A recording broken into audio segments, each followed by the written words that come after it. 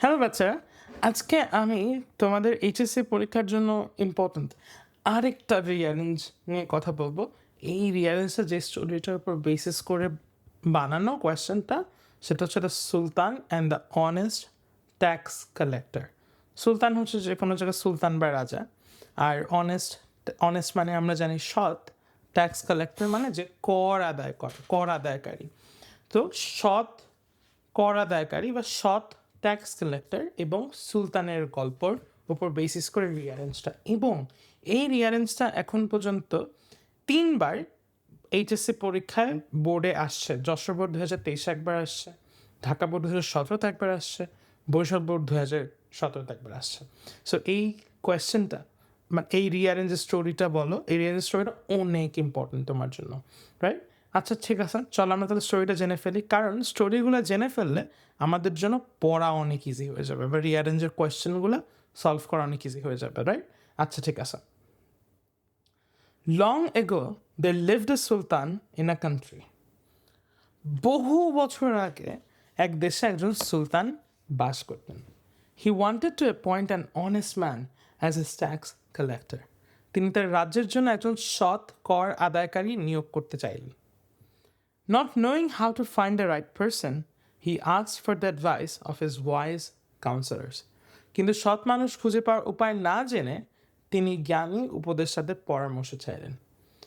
Following their advice, he invited applications for the post.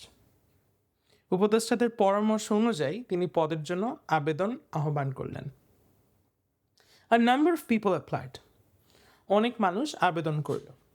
The applicants were called to meet the Sultan one by one. আবেদনকারীদের একে একে সুলতানের সাথে দেখা করতে বলা হলো। On their way to the Sultan, they came through a passage where gold coins were kept. সুলতানের কাছে আসার পথে তারা এমন একটি করিডোর দিয়ে আসলো যেখানে সোনার মুদ্রা রাখা ছিল। When they all arrived, the Sultan asked them to dance. সবাই এসে পৌঁছালে সুলতান তাদের নাচতে বললেন। All the applicants blushed and refused except one. একজন ছাড়া বাকি সব আবেদনকারী লজ্জায় লাল হয়ে নাচতে অস্বীকার করল। The one who had not touched the gold had nothing to hide and danced freely. যে সোনার মুদ্রা পকেটে পুড়েছিল সে নাচলে তো মুদ্রা ঝনঝন করতো বা পড়ে যেত, তাই তারা নাচতে পারল না। কিন্তু যে সৎ মানুষ, যে কিছুই নেয়নি, তার তো লুকানোর কিছু ছিল না, তো সে নাচা শুরু করলো। And so the Sultan found the desired man. এভাবে সুলতান তার কাঙ্ক্ষিত মানুষটিকে খুঁজে পেলেন। কিন্তু সুলতান অনেক স্মার্ট, সুলতান ভালোই স্মার্ট ছিল, তাই না? কারণ দ্য ফ্যাক্ট দ্যাট সে বলতেছে যে তুমি নিচে দেখাও, এবং এখানে একটা মানুষের অনেস্টি টেস্ট করে ফেলতেছে। আর ওকে তো প্রথমে লোভ দেখাইছে, যখন ওই করিডোরটার মধ্যে প্যাসেজের মধ্যে সবাই হেঁটে যাচ্ছিল, তখন তো দে ওয়ার টেম্পটেড। ওরা লোভী, যারা গ্রিডি, যারা ডিসঅনেস্ট, ওরা তো সোনার মুদ্রাগুলো নিয়ে নিয়েছে। I love this story, this is a really smart, the Sultan did really smart thing, হ্যাঁ। আচ্ছা, এখানে আমি তোমাদের একটা জিনিস একটু বলতে চাই।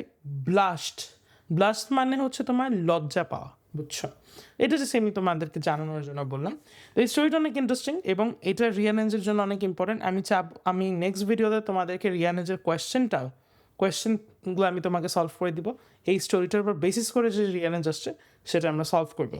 এবং তুমি কিন্তু চাইলে এই যে আমাদের ওয়েবসাইটে প্র্যাকটিস বাটনটা আছে, এটা যদি তুমি ক্লিক করো, তাহলে তুমি এখন পর্যন্ত এইচএসসি পরীক্ষা বোর্ডে যতগুলো রিয়ারেঞ্জ আসছে সব তুমি প্র্যাকটিস করে ফেলতে পারবা। এবং বাই দ্য ওয়ে সব কিছু ফ্রি, আদানের কোনো কোর্স নাই, you can just study everything for free. Tata.